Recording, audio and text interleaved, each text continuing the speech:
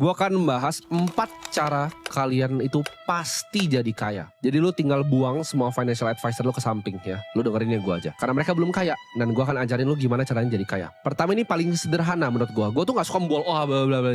Gua akan kasih yang praktek aja. Kalian bisa lakuin secara praktek. Yang satu itu adalah mainin game pembesaran ya income.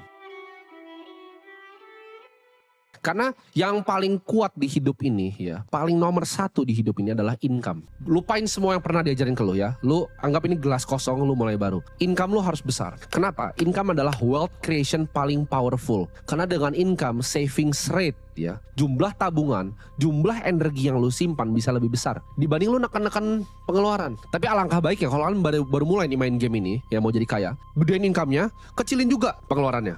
Kalau pengeluaran masih lebih besar itu artinya ego lu ya. Ego lu terlalu gede. Itu lu bukan belajar sama gue, tapi lu belajar turunin ego lu. Untuk lu telan bahwa saya adalah orang miskin dan saya mau kaya. Gedein dulu nih income-nya. Gimana caranya? Banyak caranya. Tinggal satu caranya. Increase value lu. Apapun yang lu kerjain. Kalau lu kasih yang terbaik terus, orang akan lihat value lu dan lu dikasih income lebih. Apapun yang lu kerjain. Mau di bisnis, mau di pekerjaan. Apapun itu. Ya, increase value lu. Increase value lu ke masyarakat kalau lu pebisnis. Kalau lu pekerja, increase value lu ke bisnisnya. Bisnisnya pasti lihat. Kalau lu lakukan sesuatu yang lebih, lu pasti di reward lebih. Ya, itu adalah hukum alam. Simple, tapi orang banyak gak ngerti. Perbesar dulu ya. Karena ini unlimited nih. Lu bisa 10 juta, bisa 20, bisa 1 miliar, bisa 10 miliar. Ada gak yang 100 miliar sebulan? Ada. Ya, gue tahu orang yang bikin 100 miliar sebulan income-nya. Nah, jadi ini bisa digedein sampai unlimited. Pengeluarannya tekan dulu ya. Kalau bisa 2 juta, 2 juta, 3 juta, 3 juta. Sisanya simpan. Itu aturan pertama dari permainan energi. Yaitu lu harus bisa untuk menyimpan energi. Karena uang itu adalah energi ya. Uang sama dengan energi, kita harus belajar untuk menyimpan energi ya. Bikin energi. Nah, caranya gimana? Biar gak tergerus nih. Satu, ini masih masuk poin ke satu ya. Jadi misalnya 1A gitu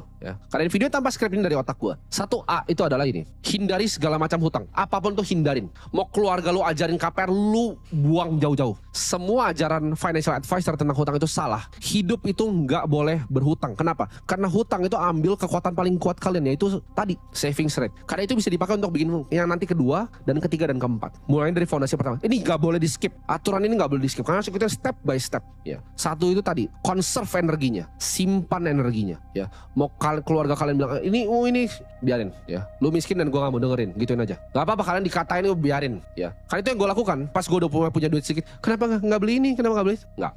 Nggak mau beli emas, nggak. Karena gue tahu cara mainin gamenya dan gue udah punya game plan-nya dan udah rapi. Dan ini gue share nih game plan yang gue punya dulu ke kalian. Kalian build dulu tuh. Jangan punya hutang, jangan pernah ngambil KPR, jangan pernah ambil KKB.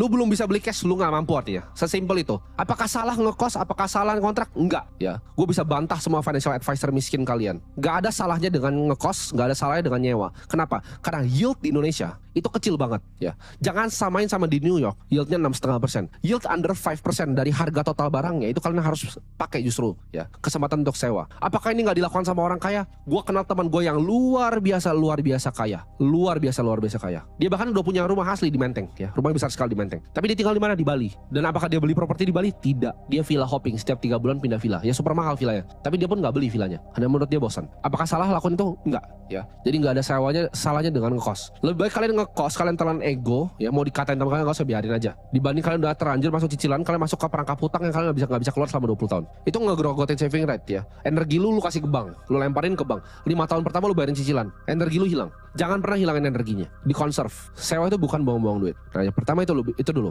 Itu udah kuat, udah pakem ya, lu udah save uangnya. Next step ya. Next step ada bikin fondasi.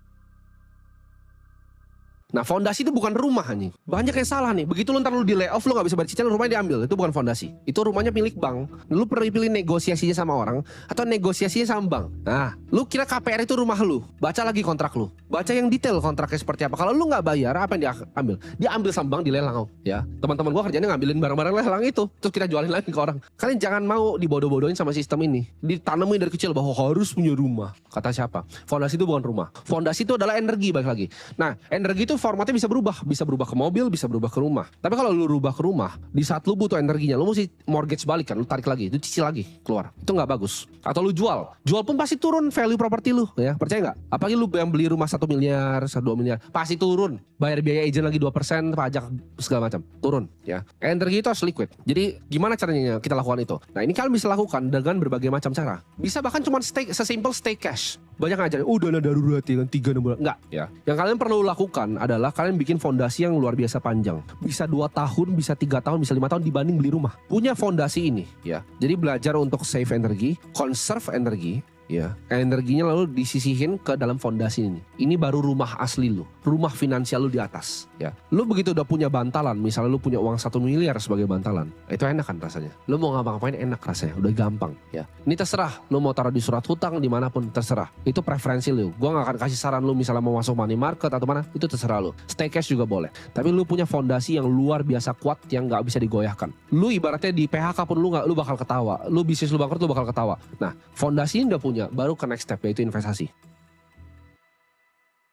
Orang suka skip step kedua ini ya. Dari 1 dia nggak ngerti cara cari income, dia ngutang KPR, dia hilangin saving rate-nya, energi dibuang-buang ke bank, dia nyampe sini, dia langsung lompat tuh. Udah energi dibuang ke bank, dia langsung lompat ke yang nomor 3. Itu mampus langsung lu. Langsung mampus. Lu udah KPR, lu langsung investasi, itu mampus langsung. Lu pasti akan berantakan. 1 drawdown dari market, hidup lu berantakan. Jadi lu bikin dulu fondasi yang luar biasa kuat ini, baru lu lompat ke yang nomor 3.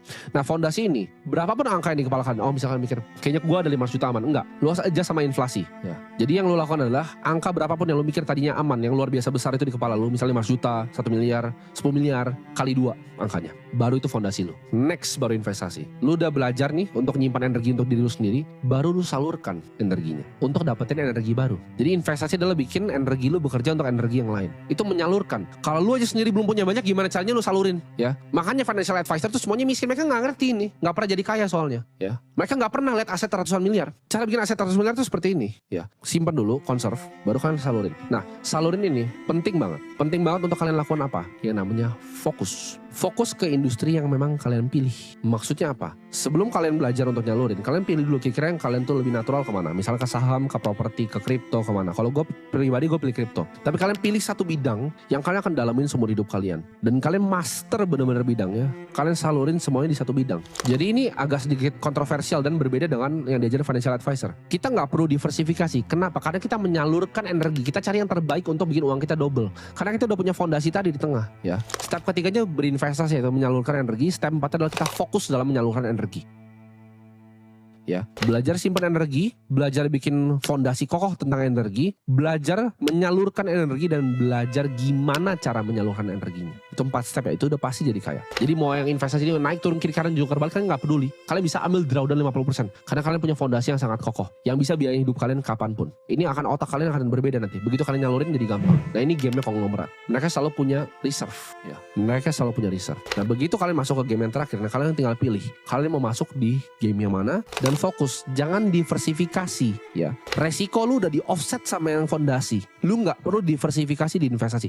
Selalu konsentrasi, hajar 1 atau 2 aset. Lu lihat nih misalnya lu orang properti. Oke, ini mall ini under value, hantem langsung hajar beli mall gitu ya. Nggak perlu beli rumah-rumah kecil-kecil, kos-kosan banyak, nggak perlu. Itu game orang nggak punya duit. Lu lihat gedung murah hantem langsung ya. Lu lihat saham nih ya, udah pada kayak supermarket 12 gitu karena mau diversifikasi risiko. Apa yang lu mau diversifikasi, lu nggak pernah bisa miskin, lu udah punya fondasi, nggak perlu nyalurin itu, hajar aja 1. Oke, lu lihat nih potensi misalnya market syariah di Indonesia akan besar gitu, bank syariah nggak ada yang besar di Indonesia, hajar langsung tembak 1 gitu. Oh, kripto nih, daripada gue pusing-pusing cari-cari, ada bitcoin 1 yang naiknya ke mulai hajar 1 gitu. Itu baru ntar eksponensial duit kalian. Fondasi tetap aman, lu makan dari bunga setiap bulan, lalu ini terbang, udah itu lu jadi triliuner, jadi kaya ratusan miliar, triliuner, jaminan itu. Simpel kan stepnya, nggak perlu ribet-ribet. 1 itu adalah conserve energi, 2 build fondasi energi, 3 belajar salurin energi, 4 fokus dalam salurin energi.